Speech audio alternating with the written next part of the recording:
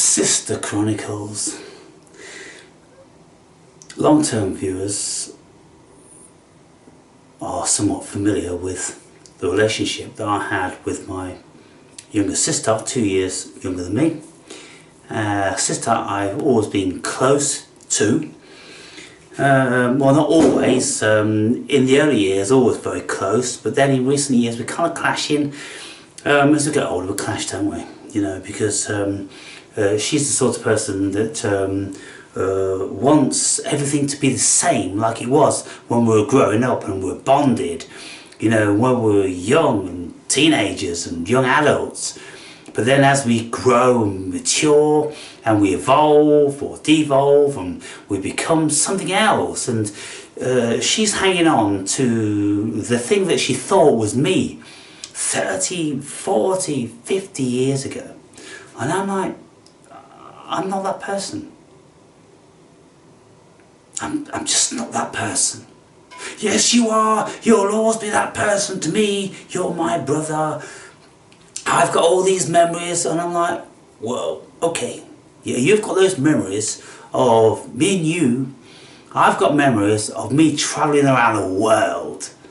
45 countries for 40 years. All over the world. And these countries I've travelled many, many times, so I've just been so prolifically running my own businesses and doing all these sorts of wacky, weird and wonderful things all around the world. And, you know, having a spiritual awakening and enlightening and all this sort of stuff. And I don't know who you're talking about when you're speaking about the person you thought was me, and you think that person still is me. You see, that's it, isn't it, people? In her mind, she remembers when we were young and all the stuff we did and bonded and great and all that, but just can't accept that we're very, very different now. In actual fact, she's starting to accept a little bit.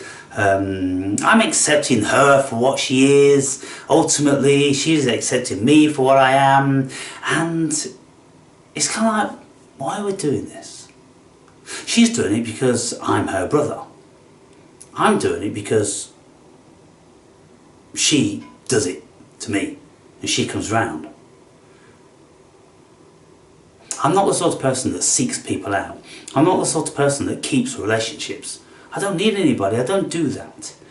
But she's this sort of person where she's always thinking about other people and always, you know, buying presents and gifts and bringing food round and all that sort of stuff, right? I've told you about that for those of you that are familiar with what I'm saying.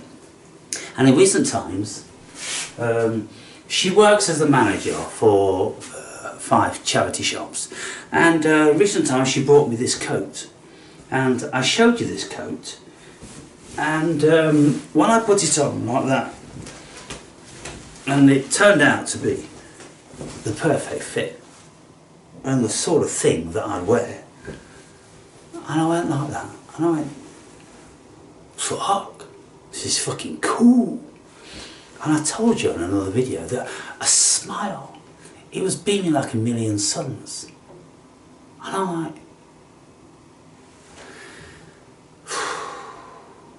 I had to think about that, people. I had to think about the ramifications of that. Because it meant so much to her that she thought about this for Aaron. She's going to get it for Aaron, and it's his size, and it looked good on him, and everything like that, and he'd be nice and warm and cool in it. And then when I accepted it and I was grateful for it, she was really happy. I'm like, fuck. Let me continue, right? Let me continue before getting into the deepest fucking realms of psychology in this stuff. She also brought me this coat on the same day, which is another, this is fire trap. This is a proper cool coat, expensive coat, another shaman coat, and it's beautiful. And these things, you know, they come from a charity shop, but she only picks out the absolute creme de la creme. and it's a super duper coat, fits me to a T, suits me, and I would have paid good money for it. But she gifted it to me. Then, on the same day, she brought me 4 t-shirts, one of which I'm wearing now, which is like Levi t-shirt. They're all good names, they're all quality. Like I'm saying, she's not picking out shit. And she's buying these at the charity shop prices, which are not cheap. They're not cheap. These coats, they most certainly would have wanted 25 quid a piece for them. But, you know, she just keeps buying and buying. And so she comes round last night and she bought this shirt. And I'm like, that's cool. In actual fact, I'm going to wear it when I go and visit my Eskimo friends in their igloo. And that's what I said. He says, well, if you don't want it, put it in the bin. I says, all facetiousness aside, I think, yeah, that's the sort of thing I like, because I told her the other day that I don't wear long sleeves. None of my shirts are long sleeves. God, I hate wearing sleeves and cuffs. So the next day she comes back with a shirt which is short sleeves, and it's great, and it will look great on me. Then she says she's got some books, because I asked her. I said, well, have you got any old books there? Because whenever I go around these charity places, I've never got any decent old books. They've always got just the bullshit. Jeremy Clarkson or Katie Price, you know, just shit. She says I'll keep an eye out. So she came up with these 2. And I'm like, we're getting there. We're getting there. Both of those books are exactly the sort of thing that I read. Then she brought me these.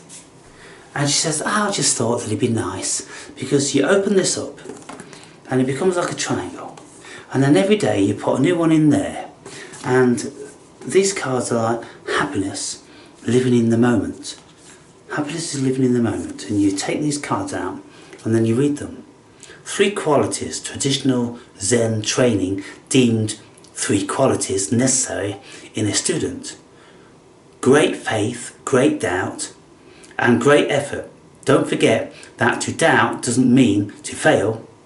It may just be another step on your way towards faith.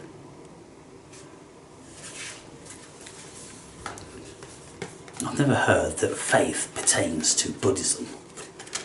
By the way, the eternal source. All things come out of the One, and the One is out of all things. Heraclitus.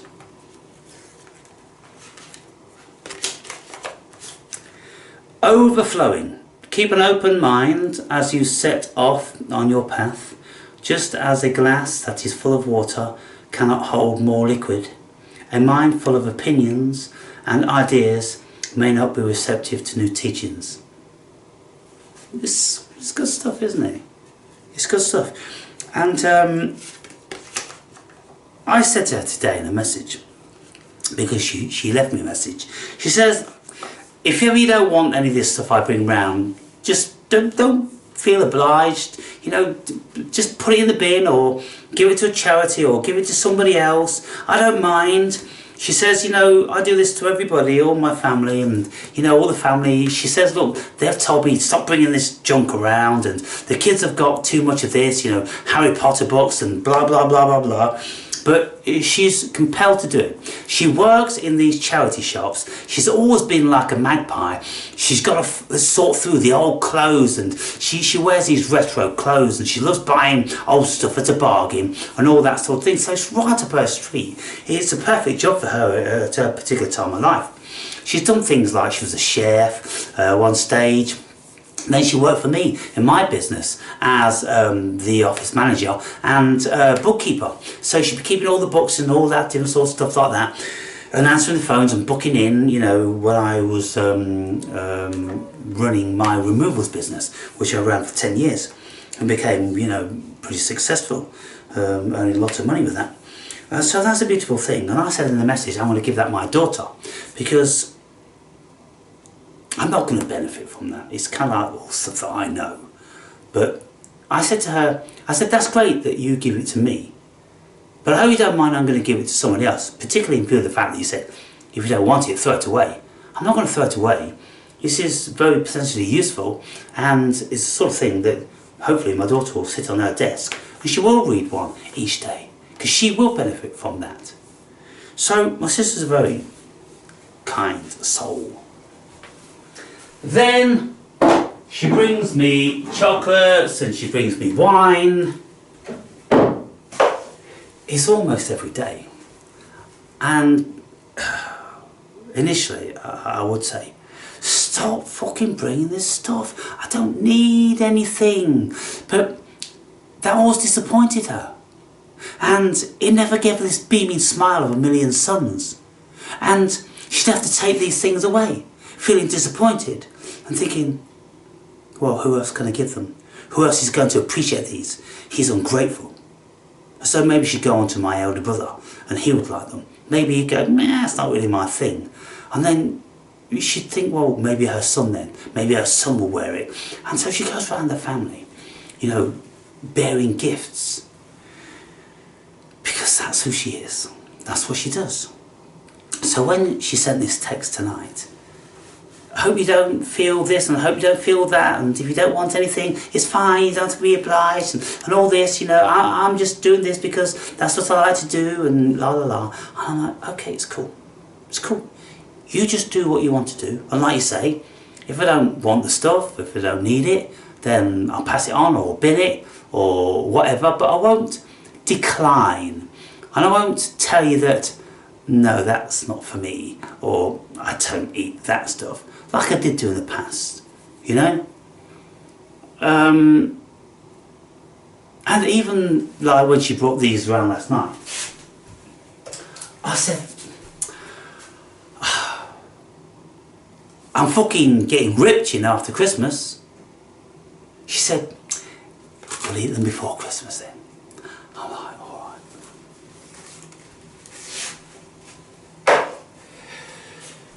So what am I saying here, people? I'm saying that people are people, aren't they? And people have needs. And the thing is, you see, for me to receive all these things, I know it's costing her quite a bit of money. And I said, look, all that stuff that you bring me, if I want any of it, I'll pay for it, whatever you'll pay. No.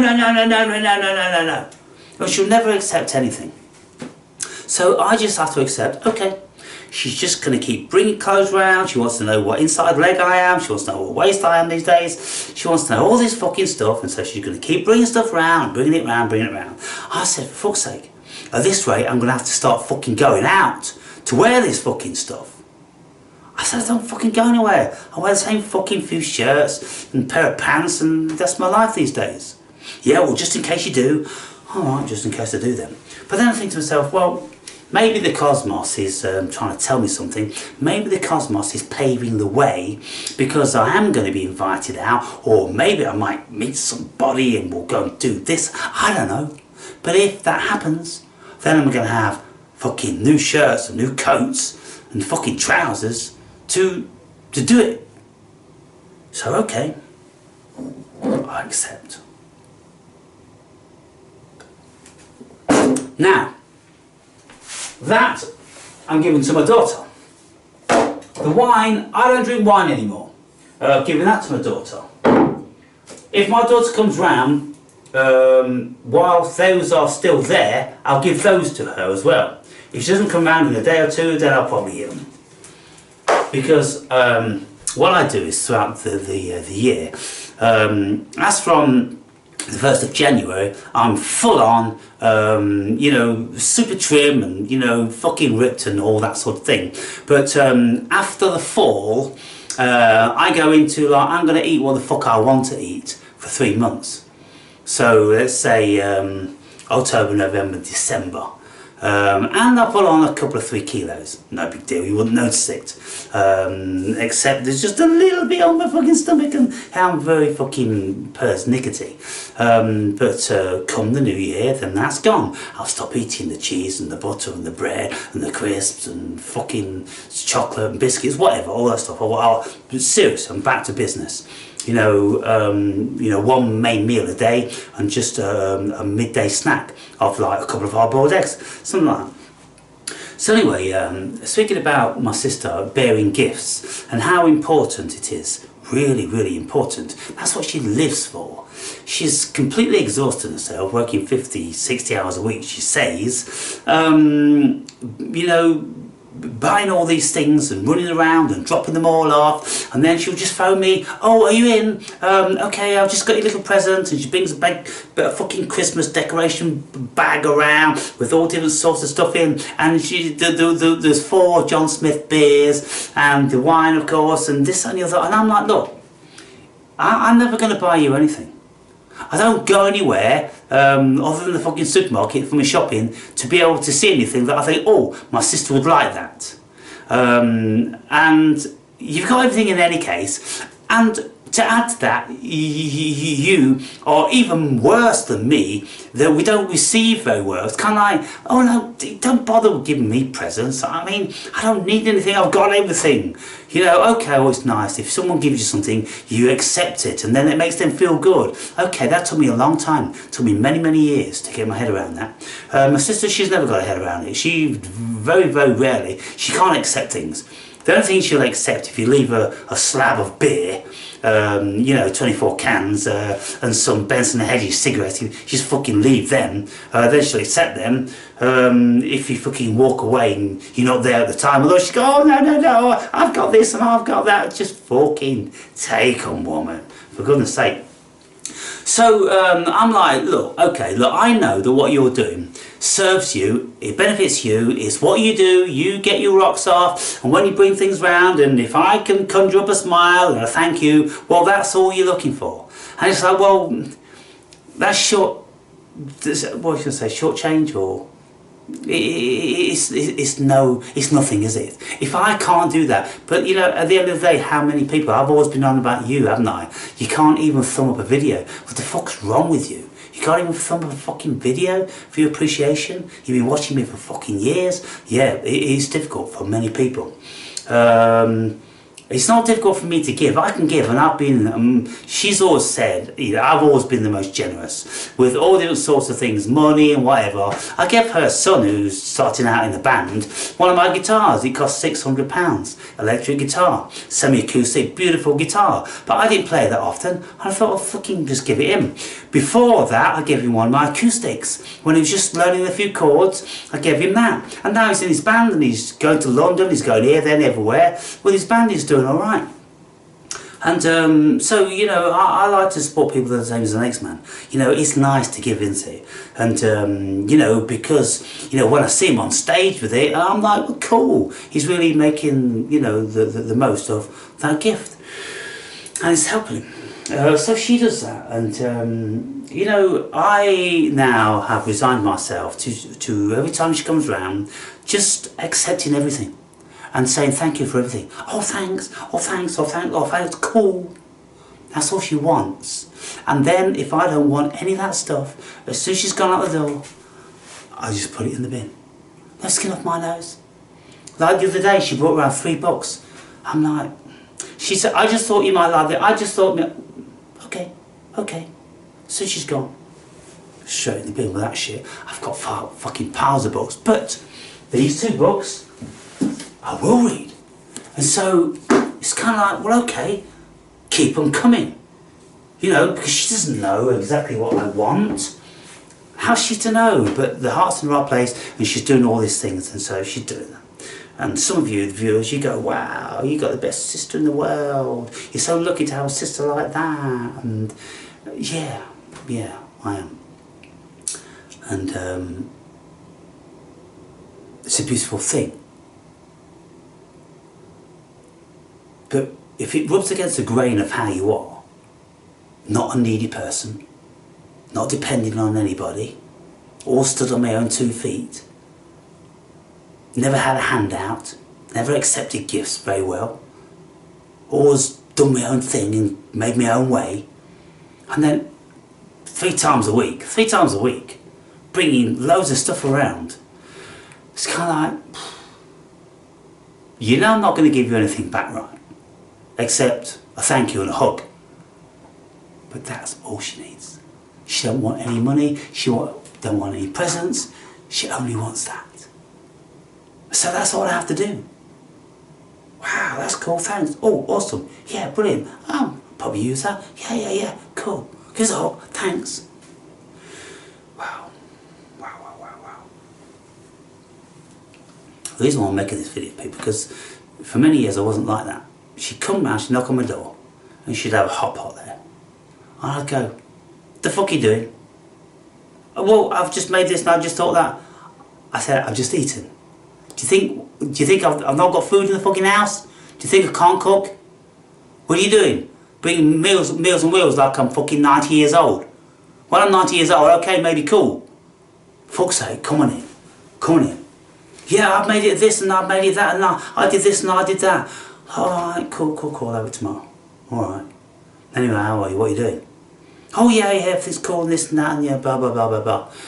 But, you know, that's it, okay. So now, if she shows up with a fucking hot pot, oh, wow, I was fucking starving. Oh, what you got there? Oh, yummy. Even if I just eaten, fucking yummy. That's all she wants. Small price to pay, hey? Making people happy. Shocking for the awake and brave to be saying that, yeah? But you know, there is a softer core, you know. I am very kind to everybody I see every day. And I do give people the benefit of the doubt, and I'll help them, and I'll run errands for the little old lady when she wants the fags and the milk and the whiskey and all this fucking stuff. And I'll sit down and I'll have a cup of tea and I'll eat the cake and I'll spend time. There's all that stuff that you don't see. Maybe one day you will. Anyway, people, just thought I'd tune in.